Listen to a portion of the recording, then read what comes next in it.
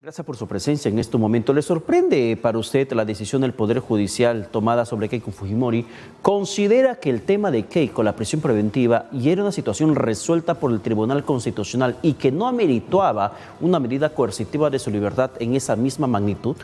Yo considero que en realidad la prisión preventiva ordenada el día de ayer por el juez de primera instancia de investigación preparatoria, el doctor Zúñiga, en donde han analizado todos los elementos que concurren de forma copulativa, como son la suficiencia probatoria, el peligro procesal y la obstaculización de justicia, así como la prognosis de pena, reunía todos los requisitos formales y jurídicos para que se dicte esta nueva prisión preventiva a mérito de los nuevos hechos que hemos podido conocer todos, como son las declaraciones del señor Salaverry, del señor Jaime Yoshiyama, del señor... Jorge Yoshiyama. De Jorge Yoshiyama, del señor... Dionisio Romero. Dionisio Romero. Víctor Rodríguez. Víctor Rodríguez, el señor de Kia Motors, ¿no? Sí. Aramayo, ¿no? Hay varios en realidad Varios que terminan, pero doctor Rodríguez, ¿dónde queda entonces, y aquí entra mi duda, entra mi incertidumbre, ¿dónde queda lo dicho por el Tribunal Constitucional? Porque incluso si, recordando un poco el video de Keiko Fujimori, ella misma hace referencia a la decisión del Tribunal Constitucional, no recuerdo si ha usado este término, pero que como que desestimó las pruebas del Ministerio Público, que había dejado de lado. Por ejemplo, uno de los argumentos desestimados por el Tribunal Constitucional en la ponencia de Ernesto Blume era que Fuerza Popular no era una organización criminal, porque los estatutos que crean a Fuerza 2011, a Fuerza Popular, eran más de organización política y no de una banda organizada para delinquir. Eso, por ejemplo, ha sido materia de debate en su momento, si podía o no el Tribunal Constitucional. Lo cierto es que lo ha hecho, ha desestimado pruebas. Entonces, ¿dónde queda esa decisión de esa instancia? Es que en realidad acá estamos hablando de hechos nuevos. Las declaraciones del señor Salaverry, las declaraciones que se han visto del señor Dionisio Romero del Banco de Crédito y otras más, son hechos nuevos y pruebas nuevas que han sabido ser, digamos, compulsadas por el Ministerio Público. No estamos hablando solamente de los hechos anteriores, en donde el tribunal ya se había manifestado, pero acá hay un punto muy importante. La votación no ha sido por unanimidad, ha sido solo por mayoría simple. Entonces no puede tomarse como una jurisprudencia vinculante. Ya. Eso no es verdad. ¿Cuándo una jurisprudencia, una decisión del Tribunal Constitucional es vinculante? Es vinculante cuando es por, digamos, unanimidad. Todos los magistrados están de acuerdo en un solo sentido.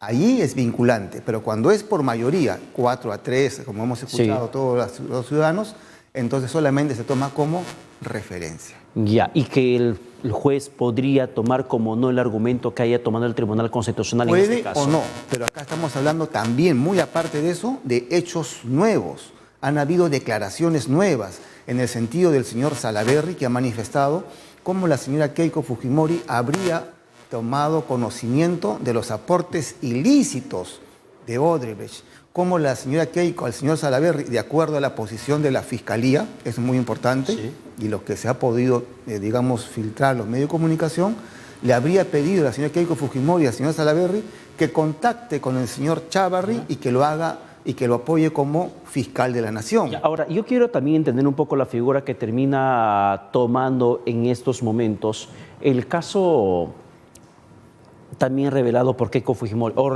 dicho por Keiko Fujimori en el video que ha grabado antes de la decisión del Poder Judicial, que el fiscal no ha demostrado que ha cometido lavado de activos, no ha demostrado ni una sola prueba nueva en el caso que lo vincule, a pesar de que el Tribunal Constitucional ya dispuso su libertad. Pero ¿dónde quedaría esta figura de lavado de activos de Keiko Fujimori con el dinero recibido por los empresarios? El caso de Dionisio Romero, el caso de Víctor Rodríguez. ¿Dónde quedaría? ¿Sería un tema de lavado de activos entendiendo que le dieron para disposición de fondos de campaña política y que ella podría haberlos usado o no usado según su discreción? Bien, acá viene un punto muy importante.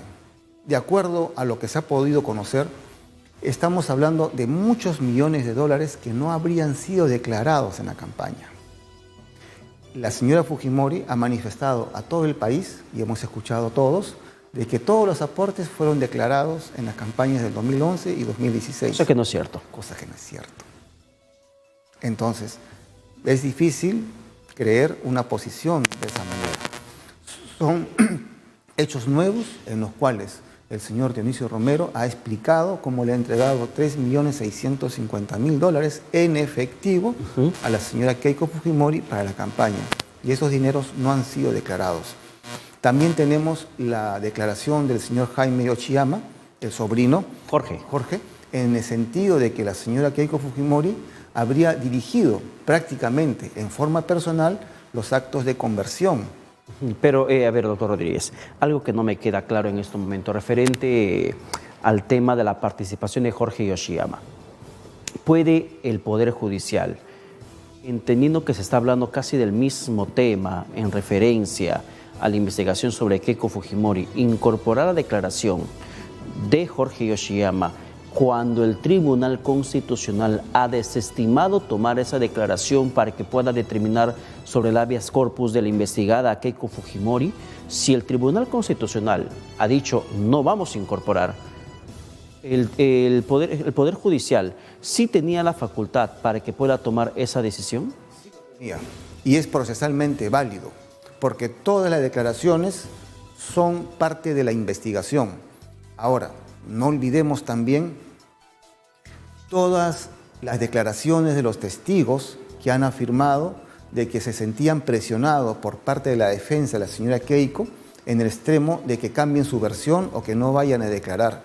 Estos actos de obstaculización han sido determinantes para el juzgado para que declare fundada la prisión preventiva. Son 3 elementos que deben ir en forma copulativa, es decir, tienen que darse los 3 a la vez. Primero, la suficiencia probatoria, y eso está acreditado con algo de 170 elementos de convicción de que sí hay habría una responsabilidad directa o una relación prácticamente, digamos, que llegaría a la certeza judicial de la responsabilidad de la señora Keiko Fujimori en los hechos investigados. El segundo, la prognosis de pena, que debe ser una pena mayor a los 4 años. Que se cumple. También lo cumple. Y la tercera es el peligro procesal, dividido en el peligro de fuga y el peligro de obstaculización. ¿Dónde queda esa parte del peligro procesal, el segundo presupuesto, el tercer presupuesto, perdón? Si el magistrado Carlos Ramos, por ejemplo, en su voto singular en el Tribunal Constitucional aseveró que no hay peligro de obstaculización porque Keiko Fujimori no tiene bancada en el Parlamento porque ese Parlamento había sido disuelto. Yo sigo sosteniendo de que en realidad ese es un argumento muy poco creíble.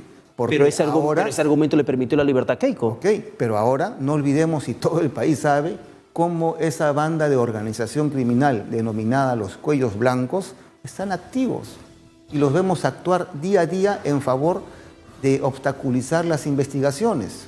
No olvidemos, por ejemplo, los papeles que están haciendo fiscales supremos, que me abstengo de decir su nombre, en los cuales tratan de desbaratar el equipo Lavallato. ¿Habla de Tomás Gálvez? Es posible. ¿Y Víctor Rodríguez Montes? Así es, y también cómo pueden solicitar al Poder Judicial vía dictamen de que se declare infundada la prisión preventiva cuando viene de primera instancia, de segunda instancia, en un pedido de prisión preventiva. Y la Fiscalía Suprema lo que ha solicitado es que no se le dé la prisión preventiva a una investigada que ya viene con 2 pedidos en forma consecutiva.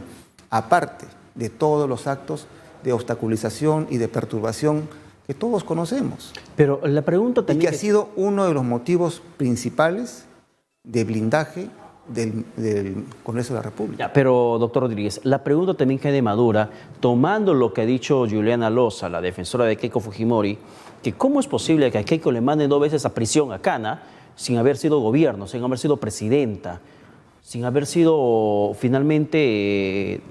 una política en funciones que haya dispuesto de presupuesto, mientras que otros expresidentes ni siquiera están pasando por esa etapa. Yo creo que ese es un argumento que no tiene mucha fortaleza. ¿Por qué? Porque estamos hablando de delitos autónomos, de delitos de lavado de activos. El hecho de ocultar, convertir, pitufiar el dinero de origen ilícito, como es el dinero de Odebrecht, que todos los peruanos sabemos, es un delito de lavado de activos que se habría cometido en el caso de Fuerza Popular. Todo esto en base a la posición del Ministerio Público. Entonces, antes manifestaban la defensa de la señora Fujimori que el señor juez Carguancho le tenía una animadversión directa y que era un juez carcelero, que no tenía ningún tipo de imparcialidad. Ahora es otro juez. Ahora es otro juez. Es otro magistrado. Y ahora, es decir, todos los magistrados del Poder Judicial están en contra de la señora Keiko Fujimori. Y ahora levanta la bandera de persecución política, de venganza política. Ya no le queda otra opción. Ahora dicen que es una secuestrada política y algo por el estilo. Y yo quiero manifestar a todo el país de que una persecución política son por ideas, por conceptos que puede tener una persona frente a un gobierno de turno. Acá no estamos hablando de posiciones o de ideas políticas, acá estamos hablando de delitos comunes de corrupción y en consecuencia deben ser investigados y en caso de encontrarse responsabilidad penal, sancionados con toda la drasticidad de la ley. Doctor Rodríguez, ¿y dónde quedan finalmente los empresarios que le dieron la plata? Porque para que Keiko Fujimori haya lavado el dinero, alguien debió entregarle, no lo sacó de debajo del suelo, del subsuelo, no lo sacó debajo del colchón, alguien le entregó la plata. ¿Dónde quedan esos empresarios? ¿Cuál es la vinculación, la responsabilidad penal para que se haya dado ese lavado de activos? No hay responsabilidad penal por parte de los empresarios. ¿Por qué? Porque es una voluntad de entregar dinero. Pero si en la suma del caso, por ejemplo, del 1.200.000 de Víctor Rodríguez, en el caso de los 3.650.000 de Dionisio Romero, de las Rasmus, pero lo que no bancarizaron, que dieron en efectivo. A mí, en punto de vista, habría una defraudación tributaria y una falsa declaración, pero lavado de activos no, porque es un dinero proveniente de un trabajo honrado, que son las entidades bancarias. Pero el hecho de ocultarlo, en el caso al haber llegado a Fuerza Popular, pitufiarlo, generar falsos aportantes, generar personas que nunca aportaron y que después cuando van a ir a la Fiscalía a decir que efectivamente no habían aportado ese dinero, encuentran, de acuerdo a la posición del doctor Zúñiga, el juez de investigación el día de ayer, que la defensa habría pues presionado para que cambien su versión o que no vayan a ratificarse en sus declaraciones. Entonces, todos estos actos de obstaculización generan convicción en el juzgador de que era necesaria, justa y proporcional una medida de prisión preventiva. De ahora, también sabemos que esta información se conoció por la misma revelación que ellos hicieron.